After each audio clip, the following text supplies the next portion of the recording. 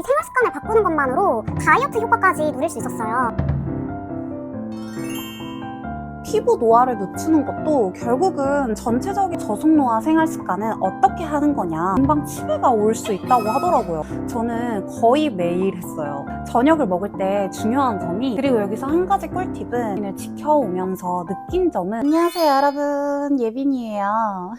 제가 그동안 인스타에서도 저속노화와 관련된 얘기를 굉장히 많이 했는데요. 사실 저속노화가 뭔지 잘 모르시는 분도 계실 거고 이미 너무 잘 알고 계시는 분들도 많겠지만, 제가 느낀 저속노화, 그리고 제가 지금까지 공부했던 저속노화에 대해서 같이 얘기를 해보려고 이렇게 카메라를 켰어요. 저속노화라는 것은 말 그대로 노화를 최대한 천천히 갈 수 있게, 노화를 느리게 가게 해주는 생활 습관을 유지하는 것을 말하는데요. 사실 저는 완벽하게 저속노화 생활 습관을 실천한 건 아니지만, 그래도 제 라이프 스타일에 실현 가능하게, 그리고 현실적으로 녹여서 한번 적용을 해봤어요. 저는 저속노화 생활 습관을 실천한 지 2달 조금 넘었거든요. 근데 이 생활 습관을 바꾸는 것만으로 다이어트 효과까지 누릴 수 있었어요. 말하기 너무 부끄럽지만 제가 남자친구도 만나고 하면서 많이 먹다 보니까 살이 되게 많이 쪘었어요. 그때 몸무게가 65kg까지 진짜 폭풍 쪘답니다. 근데 생활 습관을 바꾸는 것만으로 2달 동안 무려 5kg를 감량했어요.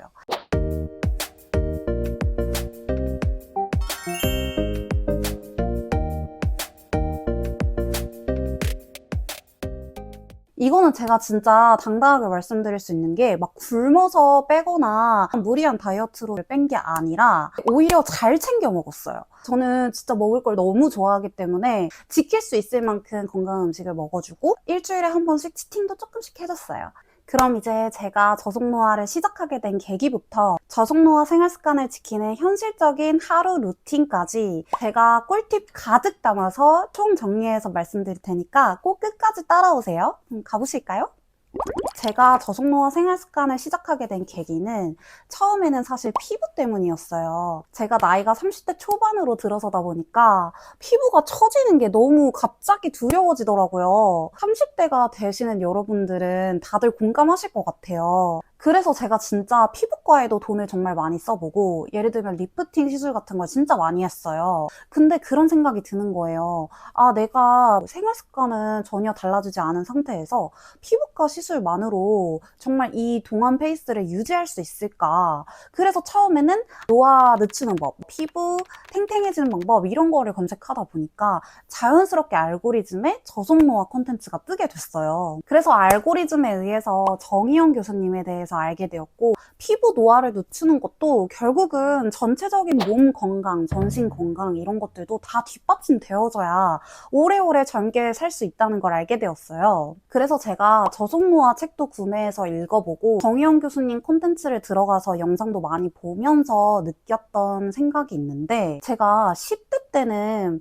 30대가 되면은 되게 늙었다고 생각을 했었거든요. 근데 막상 30대가 되니까 너무 어리고 할 수 있는 게 너무 무궁무진한 거예요. 그렇듯이 막상 60대, 70대가 되면은 그때도 그때 즐기고 싶은 삶이 있을 거고, 침대에서만 누워서 살고 싶은 사람이 어디 있겠어요. 노화를 늦추려면 젊었을 때부터 관리하는 것이 굉장히 중요하다고 해요. 그래서 저는 지금부터라도 저속노화 생활습관을 꾸준히 지켜서 나이가 들어서까지 최대한 젊고 활기차게 사는 것이 제 목표가 되었어요. 그래서 저속노화 생활습관은 어떻게 하는 거냐? 크게 4가지로 나뉜다고 해요. 첫 번째는 잠이 진짜 중요한 거 아시죠? 2번째는 운동, 3번째는 식단, 4번째는 정신건강으로 나뉜다고 해요. 일단 첫 번째로 잠에 대해서 얘기해 볼게요. 잠은 최소 7시간 반 이상을 자주는 게 중요하다고 하는데요. 6시간 반에서 8시간 반 사이로 자는 것이 가장 건강하다고 합니다. 사람들이 흔히 열심히 산다고 해서 잠을 4시간 자거나 3시간 자거나 이런 분들도 계시잖아요.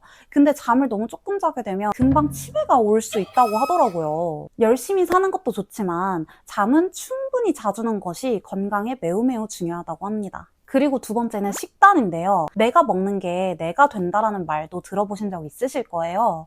저도 식단을 정말 제일 중요하게 생각하고 실천해 왔는데요. 식단은 마인드 식사법에 따라 더 자주, 더 많이 먹어야 할 것과 덜 먹어야 할 것으로 구분되는데요. 권장하는 음식에는 녹색 채소, 통곡물, 콩, 견과류, 대리류 과일, 올리브오일, 생선과 가금류 같은 것들이 있고요. 권장하지 않는 음식은 소와 돼지와 같은 붉은 고기, 단순당, 정제곡물, 튀긴 음식, 패스트푸드, 그리고 버터와 마가린 같은 것들이 있어요. 여기서 중요한 거는 덜 먹어야 할 것들을 나는 평생 먹지 말아야 돼. 이렇게 생각하기보다는 대체적인 방향을 건강한 식단으로 가겠다라고 정해놓고 덜 먹어야 할 것들을 최대한 줄여주는 방식으로 식단을 꾸려주는 게 좋을 것 같아요. 이 점수표를 보고 내 식단 점수는 몇 점인지 체크해보고 최대한 높은 점수를 유지할 수 있도록 노력하면 좋을 것 같아요. 그리고 세 번째는 운동. 운동은 젊을 때일수록 유산소를 많이 해주는 것이 중요하다고 해요. 저도 유산소는 진짜 싫어하는 편인데 매일 하지는 못했지만 그래도 일주일에 3-4번 정도는 해주려고 노력했어요. 그리고 필라테스 같은 유연성 운동을 해주는 것이 좋다고 해서 저는 거의 매일 했어요. 그리고 네 번째는 정신건강. 스트레스를 안 받는 게 정말 중요하다고 하는데 이건 사실 조절하기가 어렵기는 하죠. 그래도 최대한 긍정적으로 살아보려고 노력했답니다. 이제 제가 2달 동안 저속노화 생활습관으로 지켜온 하루 루틴에 대해서 소개해 드릴 건데요. 참고해야 될 점은 제가 지금 말씀드리는 하루 루틴은 매일매일 2달 동안 지킨 거는 아니에요. 일주일에 3-4번 정도는 이렇게 완벽하게 지키고 나머지는 운동을 조금 덜 한 날도 있고 아예 쉰 날도 있고 여기서 요지는 너무 강박을 가지면서 루틴을 지키려고 하는 것보다는 현실적으로 내가 실천할 수 있는 방향으로 가끔씩은 즐길 것도 즐겨가면서 강박 가지지 않고 실천하는 게 중요해요. 너무 완벽하게 실천하려고 하다 보면 포기할 수 있거든요. 그것만 알고 계셔주시고 지금부터 제가 실천했던 하루 루틴 공개할게요. 일단 저는 아침에 일어나서 제일 먼저 매트에서 스트레칭을 해주고 있어요. 한 10분 정도 간략하게 해주고 있답니다. 그 다음에 밥을 챙겨 먹습니다. 밥은 보통 여러 가지 레시피들이 있는데 최근에 먹었던 거는 두부 오인 비빔이나 참치 계란죽 아니면 참치 미역죽 이런 거를 많이 해 먹었어요. 샐러드와 닭가슴살 혹은 연어 아보카도 조합으로도 자주 해 먹었어요. 아침에 일어나서 꼭 단백질을 챙겨 먹어줘야 근육이 많이 빠지지 않는다고 해요. 그래서 저는 단백질을 꼭 챙겨 먹어줄 수 있는 식단과 그리고 야채도 꼭 들어가고 간혹 과일이나 견과류도 챙겨 먹어주는데요. 가끔씩은 요거트에 블루베리나 각종 햄프시드, 견과류, 그래놀라 이런 것도 넣어서 해먹기도 해요. 그걸 먹을 때는 꼭 계란 2개도 같이 먹는답니다. 식단의 자세한 레시피는 다음 영상에서 또 소개해드릴게요. 그리고 여기서 한 가지 꿀팁은 아침에 채소나 과일을 갈아서 드시는 분들이 많더라고요. 그런데 과일은 갈아서 먹을 경우에 혈당 수치가 굉장히 빠르게 오른다고 해요. 그래서 과일은 되도록이면 갈아 드시지 않는 게 좋고 야채도 생으로 먹는 것이 더 영양을 섭취하는 데 좋다고 합니다. 밥을 먹고 일을 보면서 블루베리나 견과류 같은 간식을 챙겨 먹어주고 있어요.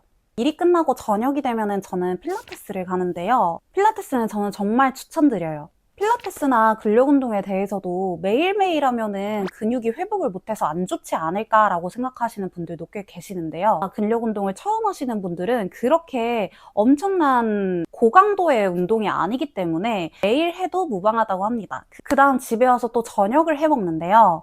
저녁을 먹을 때 중요한 점이 밥은 꼭 잡곡밥으로 먹어야 된다는 거예요. 흰쌀밥이 정제 탄수화물이기 때문에 혈당을 굉장히 빠르게 올린다고 하는 사실 알고 계셨나요? 저속노화 잡곡밥의 비율은 길이, 현미, 백미, 렌틸콩을 각 2대 2대 2대 4 비율로 만들면 돼요. 저는 쿠팡에서 미리 혼합되어 있는 걸로 사는데 따로따로 구매하지 않아도 돼서 편하더라고요. 저는 저녁에 이 잡곡밥과 함께 구운 연어랑 구운 야채들 그리고 오리불고기, 야채를 듬뿍 넣은 저속노화 비빔밥도 만들어 먹기도 해요.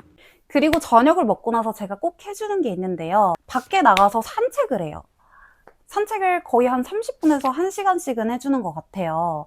그렇게 산책을 할 때도 있고 아예 헬스장을 가서 천국의 계단을 탄다든지 아니면 못다한 유산소를 해주는 편입니다. 밥을 먹고 나서 꼭 걸어주는 것이 혈당을 낮추는데 진짜 중요하다고 하니까요. 여러분들도 밥 먹고 누워있거나 앉아있지 말고 꼭 걸어주도록 합시다.